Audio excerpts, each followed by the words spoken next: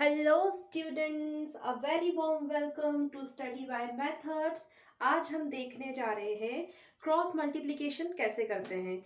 ये बहुत ही basic maths का कॉन्सेप्ट है और सभी को आना चाहिए। जब भी आप कोई मेथड अप्लाई करते हैं या आप कोई भी इक्वेशन लेके उसे सॉल्व करते हैं तो कहीं ना कहीं आपको क्रॉस मल्टीप्लाई कैसे करते हैं ये पता होना चाहिए। तो चलिए स्टार्ट करते हैं। सबसे पहले समझते हैं एक एग्जाम्पल से। जैसे कि मैंने यहाँ लिखा 5/15 इज इक्वल टू 1/3। अब जब क्रॉस मल्टीप्लाई करेंगे तो ऐसे ही करेंगे, 5 का इंटू 3 में होगा, 15 का इंटू 1 में हो जाएगा। तो हम क्या लिख देंगे, 5 multiply by 3 is equal to 15 multiply by 1। 5 3 ज़ा 15 इज इक्वल टू 15 इंटू 1, 15 हो जाएगा। तो देखिए 15 इक्वल टू 15 आ गया। ये मतलब है क्रॉस मल्टीप्लाई करने का। अब कभी कभी क्या होता है ना बच्चों, यहाँ पर कोई अननोन वेरिएबल दे देंगे। वेरिएबल क्या होते हैं, जिनकी वैल्यू आपको पता नहीं है, आपको निकालना है, जिनकी वैल्यू चेंज हो सकती है कभी भी, तो हमको वो फाइंड करना है। तो आप क्या करने वाले होगे, कुछ इस तरह से करोगे। जैसे कि मैं यहाँ पर लिखती हूँ a/2 is equal to b/4। अब यहाँ पर कहा गया है कि a की वैल्यू निकालें। तो क्या करना पड़ेगा, सबसे पहले तो आप यहाँ पर क्रॉस मल्टीप्लाई कीजिए। तो कैसे होगा, a में मल्टीप्लाई 4 का करेंगे तो a multiply by 4 is equal to का साइन 2 में मल्टीप्लाई करेंगे 1 का। तो a में जब 4 का इंटू करेंगे तो क्योंकि वेरिएबल है साथ में तो ये 4a हो जाएगा। इज इक्वल टू का sign as it is 2 into 1 2 आ जाएगा। अब ये 4 एंड ए के बीच में क्या है, मल्टीप्लीकेशन हो रहा है, डॉट प्रोडक्ट है, मल्टीप्लीकेशन है। तो ये ए की वैल्यू निकालना है, जिसकी वैल्यू निकालते हैं उसे यही रहने दो।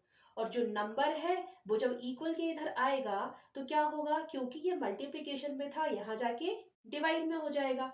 अब अगर और सिंप्लीफाई हो रहा है तो कर देते हैं, तो ये कैंसिल आउट हो जाएगा। ये हो जाएगा 1/2। डेट मीन्स ए की वैल्यू क्या आई है, 1/2। इसी तरह से अगर आपसे कहा जाए, मैं कोई एक और दूसरा क्वेश्चन ले लेती हूँ। जैसे कि यहाँ पर लिखा हुआ है x+2/1 इज इक्वल टू 1/2+4, कुछ इस तरह से है। तो क्या करेंगे, अभी आपको x की वैल्यू निकालना है तो कर दीजिए जरा क्रॉस मल्टीप्लाई।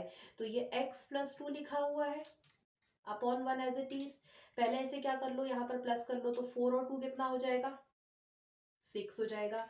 अब करो क्रॉस मल्टीप्लाई, तो x+2 ये मल्टीप्लाई हुआ 6 के साथ में इज इक्वल टू का sign as it is 1 into 1। अब ये क्या हो जाएगा, 6 का इंटू एक्स में होगा, 6 का इंटू 2 के साथ होगा, तो ये होगा 6x और ये हो जाएगा 12 इज इक्वल टू 1। अब जो नंबर है, वेरिएबल वेरिएबल एक साथ और नंबर नंबर एक साथ, तो यहाँ पे क्या करो, 1 यहीं पर है ऐसे ही लिख दो, +12 यहाँ जाके माइनस हो जाएगा। अब ये 6x और ये क्या हो जाएगा, प्लस माइनस माइनस होता है, बड़ी नंबर का साइन आता है, तो एक कम हुआ तो बचेगा -11। अब यहाँ पर क्या है, मल्टीप्लाई है दोनों के बीच में, आपको x की वैल्यू निकालनी है तो x को यही रहने दो, is equal to -11 as it is. ये इंटू में है, यहाँ जाके हो जाएगा डिवाइड में। अब ये और आगे तो कटेगा नहीं, कैंसिल आउट होगा नहीं, तो आपको x की वैल्यू मिल गई -11/6। तो इस तरह से हम क्या करते हैं, क्रॉस मल्टीप्लाई करते हैं। ये है बहुत ही बेसिक कॉन्सेप्ट मैथ्स का, लेकिन सभी को क्लियर होना चाहिए। क्योंकि जब हम कोई मेथड यूज करते हैं या किसी क्वेश्चन को सॉल्व कर रहे होते हैं किसी भी मेथड की मदद से, तो कहीं ना कहीं क्रॉस मल्टीप्लाई काम सभी को आएगा। चलिए देख लेते हैं एक और क्वेश्चन करके। जैसे यहाँ लिखा है y/2 इज इक्वल टू 1/4। बहुत इजी है, कैसे करेंगे, क्रॉस मल्टीप्लाई करके हम y की वैल्यू निकाल लेते हैं। तो y मल्टीप्लाई बाय 4, ये y लिखा है, इज इक्वल टू का sign as it is 2 multiply by 1, तो ये हो जाएगा 4y इज इक्वल टू ये होगा 2।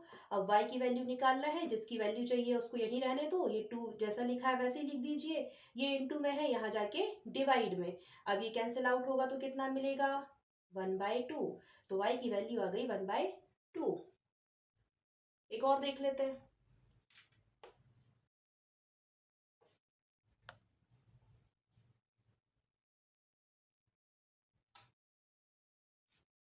मैथ्स में बेसिक कंसेप्ट जो छोटे छोटे से कंसेप्ट होते हैं सभी को बहुत अच्छे से क्लियर होना बहुत ज़रूरी है। जैसे कि मैं यहाँ लिखती हूँ 4/z इज इक्वल टू 1/8। अब z की वैल्यू आपको निकालनी है, क्या करेंगे हम क्रॉस मल्टीप्लाई कर देते हैं। तो 4 × 8 हो जाएगा इज इक्वल टू का sign as it is 1 × z। तो आप क्या करेंगे, आप इंटू कीजिए 32 इज इक्वल टू z। तो z की वैल्यू तो बहुत इजीली निकल गई, क्या आ गया 32। सिंपल। तो इस तरह से हमने आज देखा क्रॉस मल्टीप्लाई कैसे किया जाता है। बहुत ही बेसिक कॉन्सेप्ट था ये, और आई होप सो सभी को बहुत ही आसानी से समझ में आया होगा। तो आज के वीडियो के लिए सिर्फ इतना ही, मिलते हैं आप सभी से आने वाले वीडियोस में। अगर आपको वीडियो पसंद आया है so please do like share and subscribe to study by methods. Thank you so much for watching my video.